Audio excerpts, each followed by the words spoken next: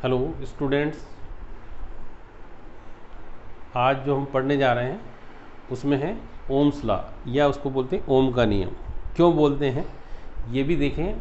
इस नियम को सर्वप्रथम वैज्ञानिक जॉर्ज ओम ने दिया था, इसलिए इसका नाम दिया था ओम का नियम। ठीक है ना बच्चों। अब है क्या है ओम का नियम, इस पर अपन डिस्कस करेंगे। देखो मैं बोलता हूँ, आप थोड़ा सा नोट करें, उसके बाद मैं बोर्ड पे भी लिख दूंगा। ओम ने कहा था यदि किसी चालक की भौतिक अवस्था हो। अब ये सबसे बड़ा वर्ड है भौतिक। होता क्या है भौतिक? मतलब जो हमको दिखाई दे, जिसको हम स्पर्श कर सके। जैसे मेरा पेन भौतिक है, ये दिखाई दे रहा है, इसको अपन छू सकते हैं, ये क्या है? भौतिक। मैं भौतिक हूँ, और जो अपना पूरा वातावरण है उसे कहते हैं भौतिक। तो स्टार्ट करें। यदि किसी चालक की भौतिक अवस्था न बदले, देखिए नियम पहला नियम है इसका, बहुत महत्वपूर्ण प्रश्न के ऊपर अपन डिस्कस कर रहे हैं आज। नियम, यदि किसी चालक की, किसकी बच्चों? किसी चालक की। अब ये चालक क्या होता है? ऐसा नहीं, वो बस को जो चलाता है उसको चालक कहते हैं। जिसमें विद्युत धारा प्रवाहित होती है उसे अपन क्या कहते हैं? विद्युत का सुचालक या चालक कहते हैं। और जिसमें नहीं प्रवाहित होती है उसे क्या कहते हैं? कंडक्टर। नहीं नहीं नहीं, उसको कहते हैं कुचालक। ठीक है ना। जिसमें धारा प्रवाहित हो जाएगी उसको अपन सुचालक बोलेंगे, और जिसमें नहीं होगी उसको क्या बोलेंगे? कुचालक। ठीक, समझ में आया होगा। तो हमने बात करी यदि किसी चालक की कौन सी अवस्था? की भौतिक अवस्था। और भौतिक अवस्थाएं कौन कौन सी होती है प्यारे बच्चों? बताएं, विचार करें। तो सबसे पहले ताप, दूसरा है दाब या आयतन। या क्या बात कर रहा हूं मैं? आयतन।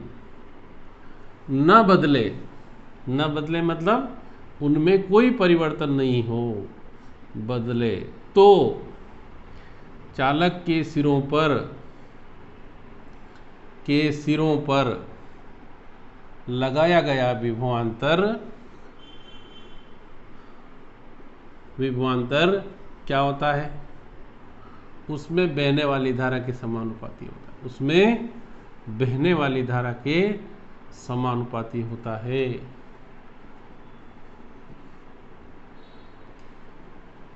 समानुपाती होता है। ठीक है। अब फिर से, यदि किसी चालक की भौतिक अवस्था न बदले। भौतिक अवस्थाएं कौन कौन सी है? एक तो ताप है, एक दाब है, और दूसरा आयतन।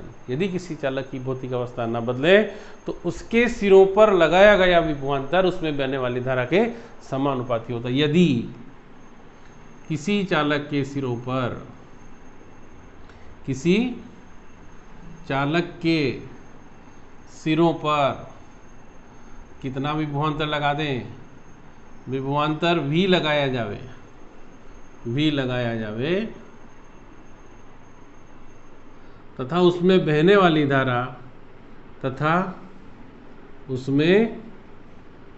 वाली धारा कितनी हो? I हो, तो V समानुपाती I। ठीक है ना। क्या लिखा है? V समानुपाती I। अब जैसे ही समानुपाती का चिन्ह हटता है एक कांस्टेंट आता है, इसको बोलते हैं V बराबर RI। जहाँ R क्या है? जहाँ R एक नियतांक है। क्या है बच्चों? नियतांक, जिसे क्या कहते हैं? चालक का प्रतिरोध कहते हैं। प्रतिरोध मतलब क्या? जो अवरोध उत्पन्न कर देता। जो क्या उत्पन्न कर देता है? अवरोध।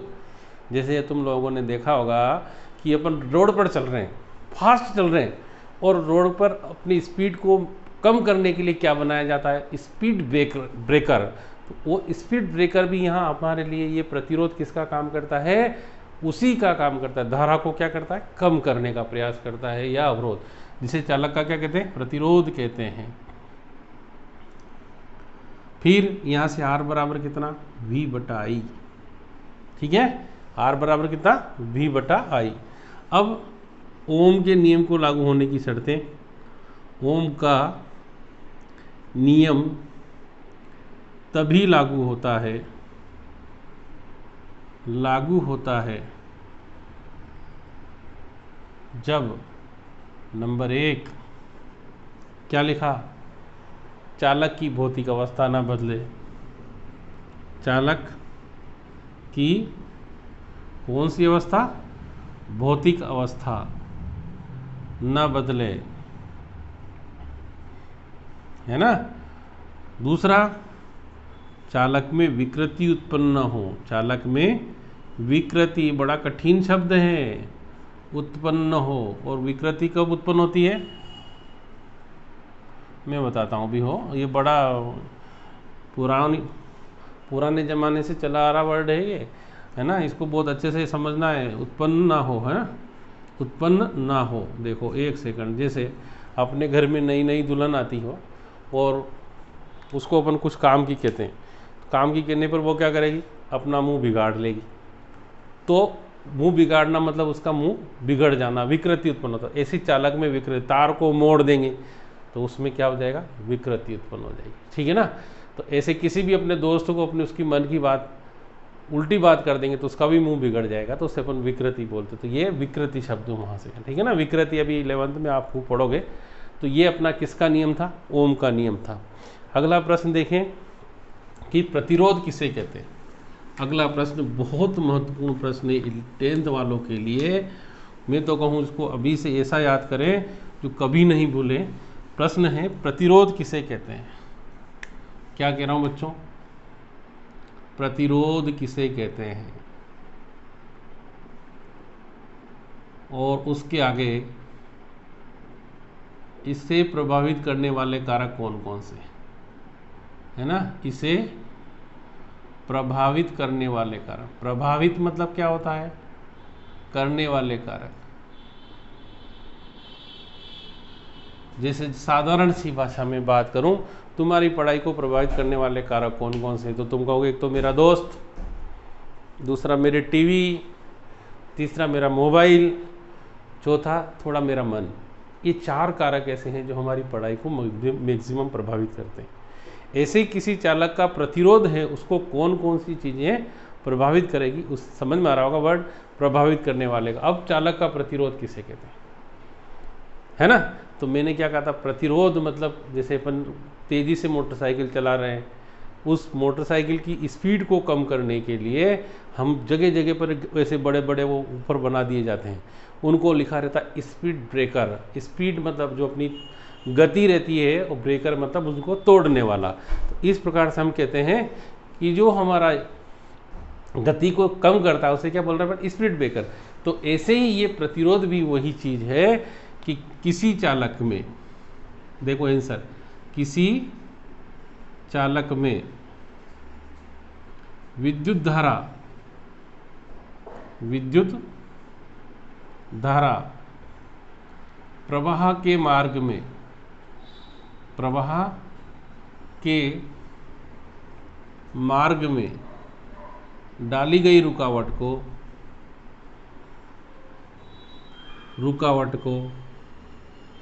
क्या कहते हैं, को प्रतिरोध कहते हैं। ठीक है ना बच्चों, प्रतिरोध कहते हैं। इसे काय से दर्शाते हैं, आर स्मॉल से भी लिखते हैं, कैपिटल द्वारा दर्शाया जाता है, ठीक है ना, दर्शाया जाता है। अब अगर किसी डायग्राम में इसका, किसी परिपथ में इसका चित्र आता है तो ऐसे, ये देखो इलेक्ट्रॉन को कितना कष्ट करना पड़ेगा, देखो बेचारे को, ऊपर नीचे इलेक्ट्रॉन प्रवाह होता तो विद्युत धारा प्रवाहित होती, तो यहाँ जाएगा फिर यूँ आएगा, कितना कष्ट हो रहा है उसको। ये सारे कष्टों की जड़ कौन है, ये प्रतिरोध है। यहाँ कष्ट हो रहा है तो ही तो रुकेगा, अगर उसको सीधा सीधा हो तो दौड़ लगा देगा, है ना। तो इसी प्रकार ये जो है ये प्रतिरोध का नोटेशन है, इसको अपन क्या लेते हैं कि आर, ठीक है ना। अब किसी चालक के प्रतिरोध को प्रभावित करने वाले कारक, को प्रभावित करने वाले कारक कौन कौन से हैं, निम्न हैं। देखो आप, पहला कारक चालक की लंबाई, चालक की लंबाई, ठीक है ना बच्चों। अब किसी चालक की जितनी ज़्यादा लंबाई होती है, 1 मीटर लंबा हो तो प्रतिरोध कम होगा, और यदि इसकी लंबाई 5 मीटर हो जाए तो प्रतिरोध बढ़ेगा। तो किसी चालक का प्रतिरोध, किसी चालक का प्रतिरोध कैसा होता है? उसकी लंबाई के समानुपाती, उसकी लंबाई के कैसा होता है? समानुपाती होता है, पहला कारक। और ये समानुपाती जब होता है तो यहाँ लिखेंगे R समानुपाती L। दूसरा है चालक के अनुप्रस्थ काट के क्षेत्रफल,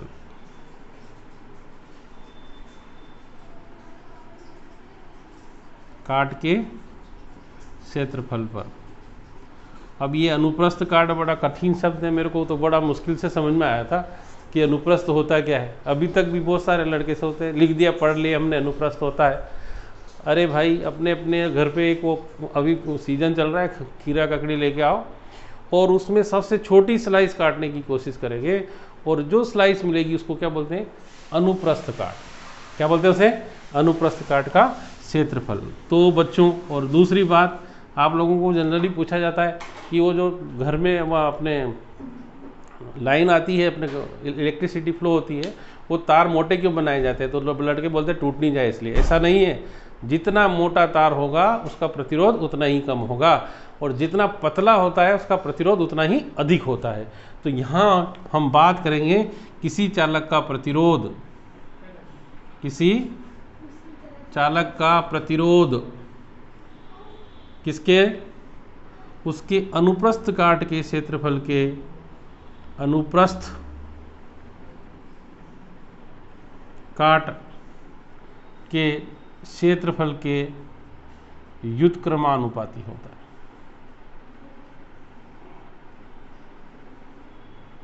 देखो तो कितना वर्ड कठिन आ गया, व्युत्क्रमानुपाती, है ना? क्या बोला मैं? व्युत्क्रमानुपाती। समानुपाती तो सीधे सीधे, व्युत्क्रमानुपाती मतलब कैसा? R समानुपाती 1/A। ए मतलब एरिया या क्षेत्र। तीसरा जो कारक है ताप पर, ये ताप बड़ा खतरनाक है। ताप मतलब टेम्परेचर। मेरा गुस्सा आ गया, मुझे क्यों आया? मेरा ताप बढ़ गया, है ना? हो गया था ना, मेरे को तनाव आ गया है। तो ताप क्या होता है? जैसे ही हम किसी चालक का ताप बढ़ाते हैं उसका प्रतिरोध बढ़ जाता है, ठीक है ना? तो यहाँ लिखेंगे ताप बढ़ाने पर क्या होगा? बढ़ाने पर चालकों का प्रतिरोध बढ़ जाता है। अब क्यों बढ़ता है? बहुत सारे बच्चे पूछे। तो हमने पढ़ा था इलेक्ट्रॉन, विद्युत धारा प्रवाह कौन करता है? इलेक्ट्रॉन। तो ताप बढ़ाएंगे तो इलेक्ट्रॉन को ऊर्जा मिलेगी, वो ज़्यादा क्या करेंगे? टकराएंगे एक दूसरे से। टकराएंगे तो अपनी एनर्जी को क्या कर देंगे? लूज कर देंगे, या एनर्जी को नष्ट कर देंगे। और नष्ट करेंगे तो उनका क्या होगा? प्रतिरोध बढ़ जाएगा, ठीक है ना? तो ये 3 कारक थे। आज की जो मैंने 2 प्रश्न हल कराए, दोनों बहुत महत्वपूर्ण प्रश्न हैं। 10th वाले बहुत अच्छे से पढ़ाई करें, और भी यदि आपको कोई समस्या है 10वीं वाले बच्चों को, तो मैं मेरे मोबाइल नंबर एक बार फिर बोर्ड पर लिख रहा हूँ, 99913129 पर व्हाट्सअप करके भी या कॉल करके भी पूछ सकते हैं सर इसका आंसर क्या होगा। आज के लिए इतना ही, कल फिर हम अगले वीडियो के साथ मिलेंगे।